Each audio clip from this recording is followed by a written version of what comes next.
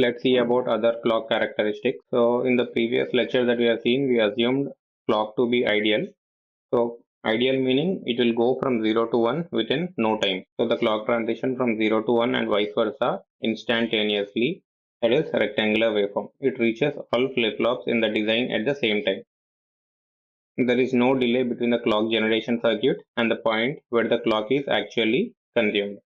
So in reality, however, clocks are never ideal. So if you want to understand what is meant by this ideal clock and what are meant by real clocks, I have made a video on this. Please check that video. If not, I will provide the link in the description box. Clocks in the design form a network that reaches a high fan out of flip-flops. So fan out means one output connected to like multiple gates. Suppose if the output of one NOT gate is connected to suppose 10 gates, then we can say like fan out of 10. So because different flip-flops may be at different electrical distances from the source clock, the clock may not reach all flip-flops at the same time. Moreover, if a single clock buffer were to drive all flip-flops directly, it would see a huge capacitive load which would result in high slew. To address these issues, the clock network is balanced. So balancing is nothing but suppose if two flip-flops are present from the starting point to two flip-flops, the amount of delay should be same. During this process, clock buffers are inserted along the paths to balance the network.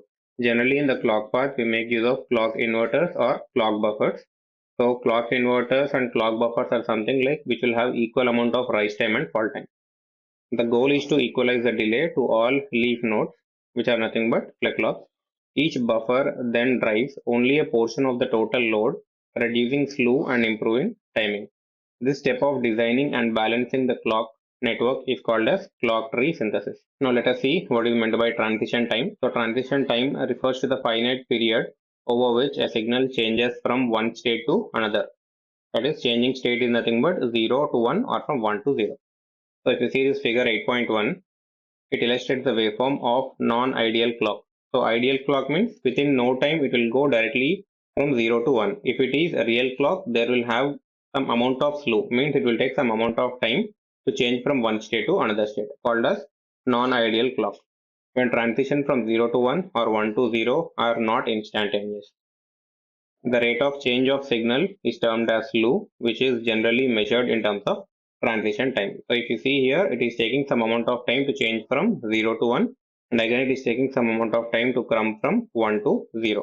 So generally this rise time and fall time are taken with respect to some percentage, like it can be like 10, 90 or else 20, 80 or else 30, 70.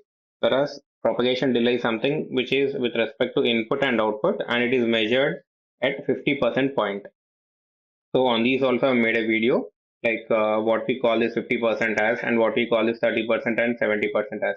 So generally it is called as input threshold PCT rise. It is called as output threshold PCT fall. So some terminology will be there like input threshold PCT rise, input threshold PCT fall, or else slew lower threshold PCT rise, slew lower threshold PCT fall, or else slew upper threshold PCT rise, slew upper threshold PCT fall.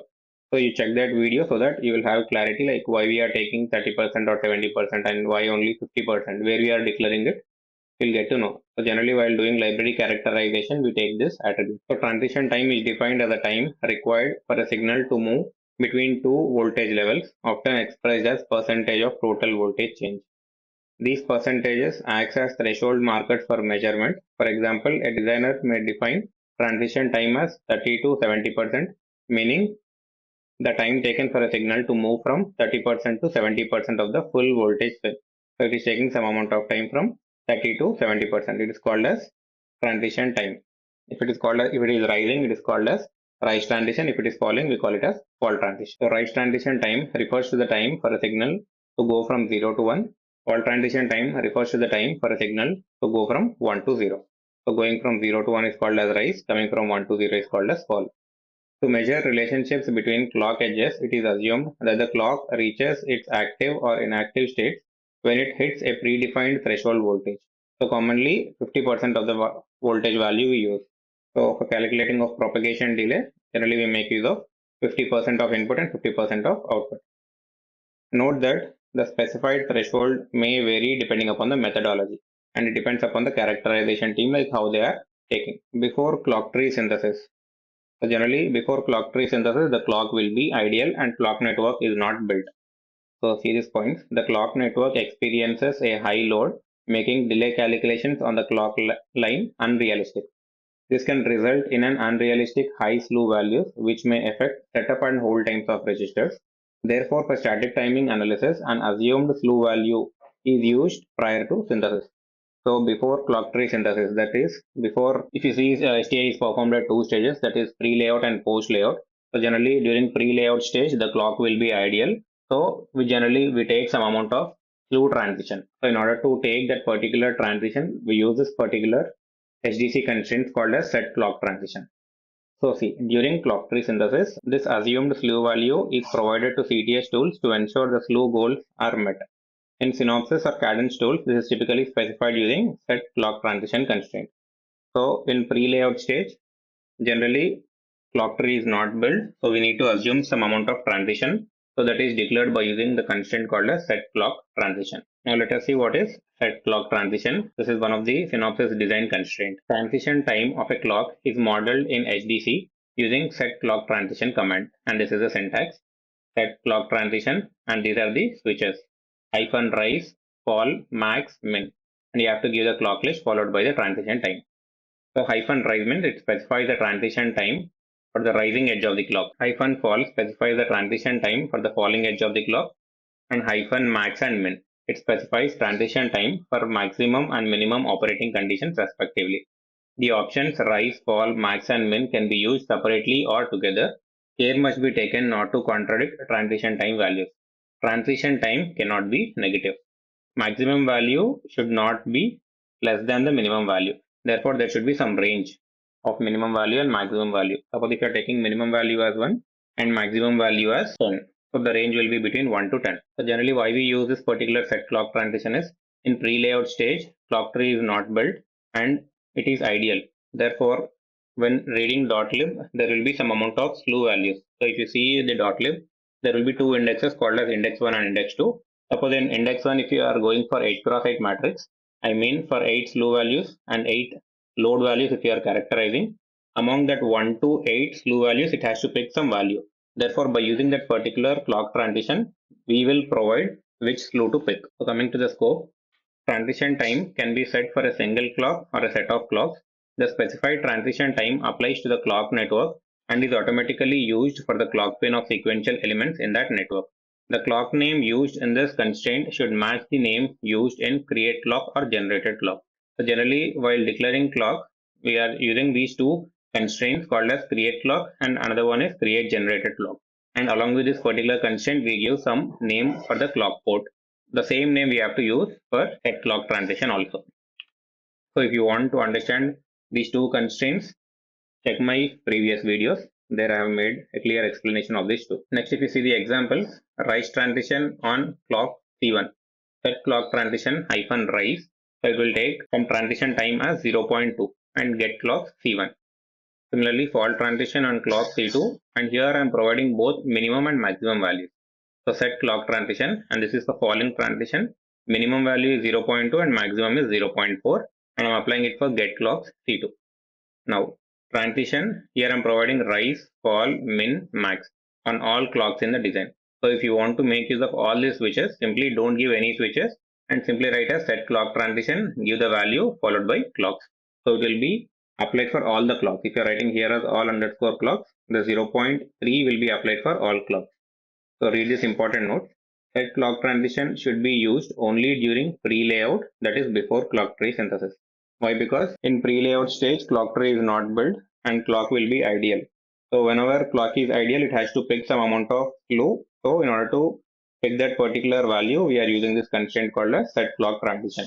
Whereas in case of post layout stage, here there will be propagated clock. Must not be used for post layout timing analysis, that is after clock tree has been synthesized.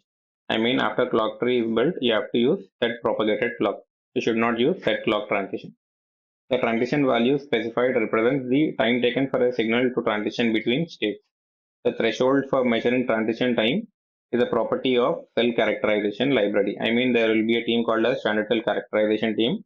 They will be using this particular transition values. As I told you, like input threshold PCT rise, PCT fall, or else output threshold PCT rise, PCT fall, or else slew lower threshold PCT rise, PCT fall, or else slew upper threshold PCT rise, PCT fall.